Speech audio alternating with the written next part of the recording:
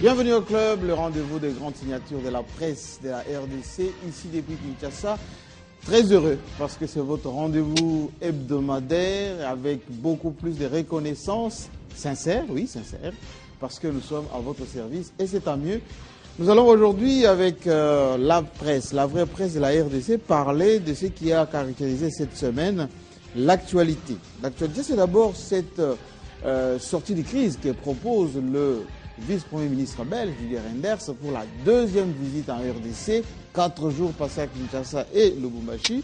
Il est en ce moment d'ailleurs du côté du Rwanda, où il a effectivement dit aux Congolais qu'il va transmettre un message de fermeté pour que le Rwanda cesse de perturber la paix et surtout l'intégrité de la République démocratique du Congo. Alors on va en parler tout à l'heure. Qu'est-ce que ces pistes de réflexion proposées par le Belge Reynders pourront contribuer à la dynamique ici en RDC. Puis la deuxième préoccupation de la presse est naturellement toujours en rapport avec l'Est, cette opposition toujours un peu absente, où une bonne partie, pour ne pas dire deux de ses membres, ont traversé la frontière.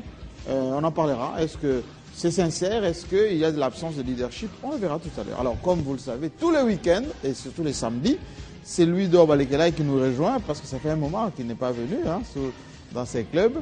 De raison d'État, oui. Je sais que vous êtes le patron du pouvoir du peuple, le journal. Toujours avec l'inamovible, j'allais l'appeler Jean-Claude Massango, mais c'est tout comme. Mike Mukebai, le patron des Congo News. Et puis Daniel Safou, les révisionnistes de la classe politique congolaise du Point Saillant Plus. Et puis Harold Badibanga pour terminer, le juriste maison. Alors, je disais tout à l'heure que nous allons nous apaisantir en tout cas sur cette offensive de la communauté internationale. Cette semaine, en off, deux ambassades ont réuni la presse quinoise, notamment la Grande-Bretagne et puis les États-Unis, pour parler et surtout dire de leurs bonnes intentions d'en finir avec l'instabilité à l'Est. Alors, Mike Mukebai, est-ce que quand l'ambassadeur de Grande-Bretagne dit 1. Nous ne soutenons pas du tout les Rwandais. 2. Nous avons passé des messages clairs. 3. Il faut que les Congolais aient confiance en nous parce que nous sommes déterminés à le soutenir jusqu'au bout. Est-ce qu'il est sincère? Non, mais moi je ne crois pas qu'on doit parler de la sincérité de l'ambassadeur de la Grande-Bretagne. C'est pas ça les grands débats. Je fais partie de la délégation de journalistes qui ont échangé pendant près de 2 heures avec l'ambassadeur de Grande-Bretagne. Le problème n'est pas celui-là. Ce que les gens peut-être n'ont pas dit, c'est qu'à la fin, il a essayé de faire comprendre aux responsables de la presse congolaise qui étaient en face de lui que les fins mots, les derniers mots reviennent aux Congolais. Il est sincère, oui, il dit que la Grande-Bretagne n'acceptera pas qu'un État voisin ou une puissance quelconque marche sous la souveraineté de la République démocratique du Congo, touche à l'intégrité territoriale de la République démocratique du Congo, mais tout le reste... Pourquoi pendant plusieurs années, passé sous silence tout ça? Non, je ne dis pas qu'ils l'ont passé sous silence pendant tout ce temps. Moi, je ne vais pas faire un débat passéiste. Aujourd'hui, le monde en a marre de l'agression... des agressions répétées, en tout cas du soutien à certains mouvements rebelles de la part de Kigali, et il demande à Kigali d'arrêter. Mais le reste, c'est qu'est-ce que nous-mêmes nous faisons. C'est un moment de cristallisation, je l'ai dit une fois ici. Les gens sont en train de se tromper. Je vois les gens se féliciter de certaines déclarations qui sont faites par-ci par-là, à Maputo, les sommets de la SADC, mais les gens ne regardent pas les réalités sur le terrain. Sur le terrain, rien ne bouge. Nous ne savons pas encore d'où viendront les hommes et d'où viendront le moyen. Et je crois que c'est là le travail diplomatique que la RD Congo doit faire. C'est-à-dire maintenant, comme l'option est levée, il faut trouver et les troupes et les moyens, pour faire obtenir le changement de mandat de la MONUSCO au Conseil de sécurité. La France a dit qu'elle est disponible pour mener le débat. Je l'ai dit une fois ici que je n'étais pas d'accord avec ces propositions d'aller vers la mutation de la MONUSCO, vu la lourdeur bureaucratique des Nations Unies. Je ne crois pas que ce sera une bonne solution. Si vous avez une opération du genre Artemis qui dépend d'un commandement opérationnel sur place, vous allez plus vite que de vous en référer tout le temps aux Nations Unies. Ça, c'était toujours ma position et je la maintiens. Mais je ne sens pas encore des initiatives de la RD Congo pour aller vers le monde et convaincre le monde. Et à Maputo, il y avait une idée qui germait, enfin, que certains diplomates ont avancé, que l'Angola était disponible pour disponibiliser les troupes pour stabiliser enfin la situation à l'Est. Et que Kagame a dit non, pas l'Angola surtout. Mais c'est cela tout le problème. Pourquoi? D'ailleurs, la question se pose très bien. Si vous regardez très bien notre région, avec l'Angola qui est au sud, mais qui est en réalité la puissance la plus importante dans la région d'Afrique centrale, si on peut aller jusque même dans la région de Grand Lac, il y a comme une guerre de leadership avec le Rwanda qui se comporte un peu à la manière d'Israël, petit pays mais très organisé avec une armée puissante et qui verrait très mal le leadership de l'Angola quitter le sud pour s'imposer à la République démocratique du Congo et aller même vers l'Est. Mais c'est cela, c'est tout à fait normal, c'est légitime de la part du Rwanda. C'est à nous de travailler. Si la RDC convainc l'Angola de déployer les troupes là-bas, ça va calmer la situation? Oui, mais c'est cela le problème. Mais ce sont toutes ces questions qui ne sont pas encore discutées aujourd'hui.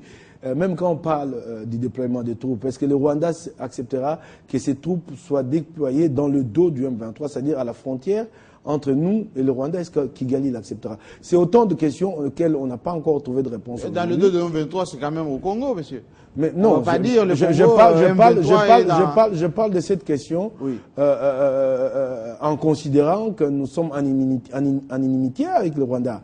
Donc, considérant que le Rwanda a déjà placé ses pions chez nous et oui, est-ce qu'il va l'accepter? Alors, mais j'ai dit perdre des positions. C'est-à-dire, j'évoque ces questions et je nous demande de trouver des réponses à ces questions.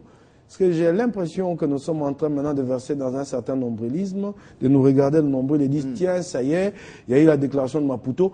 Pourtant, le plus fondamental n'a pas été fait jusque-là. Ludo Balekela, Didier Renders, quand on l'écoute, on a l'impression qu'il devient l'ambassadeur itinérant du Congo.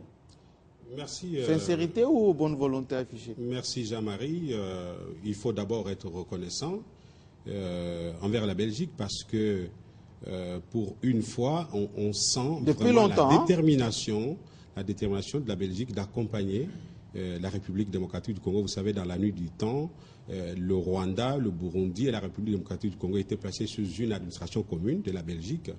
Et donc, c'est tout à fait normal que ce pays s'intéresse à ce qui se passe entre les deux pays, le Rwanda et la République démocratique du Congo, et que, au nom du gouvernement belge, Didier Reynders condamne de manière ferme et claire ces velléités hégémonistes de ce pays des mille collines, n'est-ce pas, de vouloir participer de manière irresponsable à la balkanisation de ce pays aux dimensions continentales, ce que les Congolais vraiment nationalistes et patriotes que nous sommes ne pourront jamais accepter parce que c'est notre pays, nous n'irons jamais vivre ailleurs, même si les autres hésitent à parler du Rwanda comme pays agresseur, quand bien même dans les différentes déclarations au niveau des rencontres régionales et sous-régionales, on désigne nommément ce pays comme étant le pays qui veut possibiliser l'agression de la République démocratique du Congo. Et nous tenons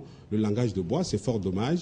Mais je crois qu'au-delà de cela, nous ne pouvons pas continuer à pérenniser la politique du paternalisme qui a été utilisée par la Belgique à l'époque, n'est-ce pas, en nous laissant toujours ces éternels bébés à la mamelle de la Belgique pour que la Belgique dise tout à notre place. Moi, je crois que nous devons prendre nos responsabilités. La patrie est en danger. Il faut arrêter de pleurer, il faut agir. Il faut arrêter de pleurer. Il faut arrêter d'aller chercher des solutions dans des rencontres régionales et sous-régionales. Bien entendu, on a dit que c'est parmi les voies, la trilogie solutionnelle préconisée par le chef de l'État, l'option militaire, l'option diplomatique et même l'option politique, bien entendu, c'est vrai. Mais nous devons d'abord nous assumer en tant que peuple. Moi, j'étais quand même un peu sidéré de voir qu'on limite l'âge des gens qu'on doit recruter pour renforcer les forces armées entre, je ne sais pas, 18 et 25 ans. Oui. Mais pourquoi on écarte tous ces Congolais qui sont aujourd'hui prêts à verser leur sang pour leur patrie? Qui a dit que moi, personnellement, pour m'assumer, je ne suis pas prêt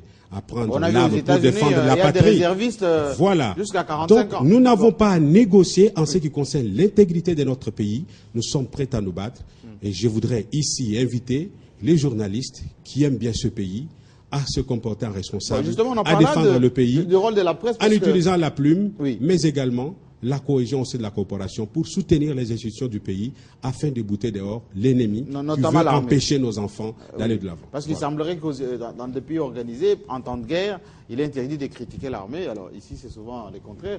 Je veux bien savoir, Daniel Safou, vous, le révisionniste et la classe politique, vous n'êtes pas félicité lorsque on voit au Rwanda maintenant, Kagame dit... Allez, tous les Rwandais, comme on nous coupe l'aide, on doit cotiser $2 par personne pour qu'on puisse suppléer les manques à gagner. Alors j'ai fait un peu des calculs, même si tous ils cotisent $100, ils ne pourront pas égaler même l'aide de la Suède, par exemple. Alors vous êtes content ou pas content de... Non, je suis content, n'est-ce pas, de l'implication de la Belgique. Oui. Bien que tard, souvenez-vous, la Belgique a joué l'hypocrisie pendant longtemps. Oui. La Belgique a soutenu le Rwanda, qu'on se le dise, à son temps. Mais aujourd'hui, avec la machine... Oui, Michel fréquentait beaucoup Kigali. Je vous dis, la Belgique a eu à soutenir le Rwanda, à son temps. Vous savez, le problème qui se passe, on a connu un sérieux problème, il y avait deux blocs. D'un côté, les anglo-saxons, de l'autre côté, n'est-ce pas, les francophones. Les francophones avaient du mal, n'est-ce pas, à nous aider, de par la diplomatie, que réellement nous avons des problèmes, que nous sommes agressés par les Rwandais. Pendant que les anglo-saxons entretenaient de très bonnes relations avec les Rwandais, c'est comme ça que nous soupçonnons que les anglo-saxons ont beaucoup aidé, n'est-ce pas? Ils étaient de mèche. Ils étaient de mèche, oui. Ou en intimité avec les Rwandais. Mais j'aimerais maintenant revenir pour cette victoire, que moi j'appelle une victoire. Mais que Mag ne reconnaît toujours pas. L'implication de la Belgique, évidemment, en dénonçant et en reconnaissant que les Rwandais tirent les ficelles pour, n'est-ce pas, la guerre qui sévit, n'est-ce pas, l'Est du pays. Mais là où la communauté internationale semble demeurer hypocrite ou théorique, il y a des sanctions, c'est au niveau de la bouche, c'est de la théorie. Là où nous attendons la communauté internationale, M. Jean-Marie, le vrai problème à l'Est du pays, c'est la présence des Hutus. Voilà les prétextes de Kagame. Aussi longtemps, quelle que soit la force neutre, quelle que soit la force internationale, quelle que soit l'Angola, tel que vous le dites là, oui. Du moment où il n'y aura pas une intelligence appropriée devant permettre les retours des Hutus, il n'y aura rien. Il faut parler des rebelles Hutus, hein, il faut préciser. Non, rebelles, oui. Il y a des Hutus congolais. Les rebelles Hutus. Oui, je dis bien, je parle des Hutus rwandais. Voilà. Nous avons un grand nombre de Hutus rwandais, n'est-ce pas, ici au Congo. Dans les Massissi consorts. Tous ne sont pas bellicistes. Il n'y aura pas une réflexion appropriée de la part des Congolais, et aussi bien, n'est-ce pas, de la communauté internationale. Comment répartir, n'est-ce pas, les Hutus rwandais au Rwanda? Si on n'organise pas une conférence nationale, du genre de conférence nationale souveraine au Rwanda, avec un seul objectif, comment les Hutus rwandais peuvent regagner, n'est-ce pas, les Rwandais? Il n'y aura jamais de solution dans cette matière, quelle que soit la force internationale neutre. Mais si Kagame dit, si les Hutus reviennent ici, ils seront majoritaires, on risque de perdre de pouvoir. On doit l'imposer. On doit l'imposer. Et cela doit se faire sous la perfusion, n'est-ce pas, des Nations Unies. Les Hutus, ils vont demeurer ici. Ici, c'est leur pays. Ce n'est pas leur pays. Ils en ont eu une faveur. Ça doit avoir un temps. La finitude de chaque chose. 15 ans. Bientôt 15 ans.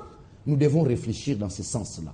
Aussi longtemps que les Hutus rwandais vont demeurer ici, Kagame va se servir de cela comme étant un prétexte. Le Muntu, l'Untu, doit réfléchir. Parce que, M. Jean-Marie, il y a dans les accords de l'Émirat, j'ai eu la chance de lire ces accords. Non, on dit que ça n'existe pas. Dans les accords, non, dans les accords de l'Émirat, c'est stipulé. On doit attribuer 300 mètres au Rwanda. C'était ça. Mais heureusement, ou malheureusement, Kabila n'a jamais cédé à cela. C'est là encore une autre campagne qu'on devait faire à l'endroit de la population.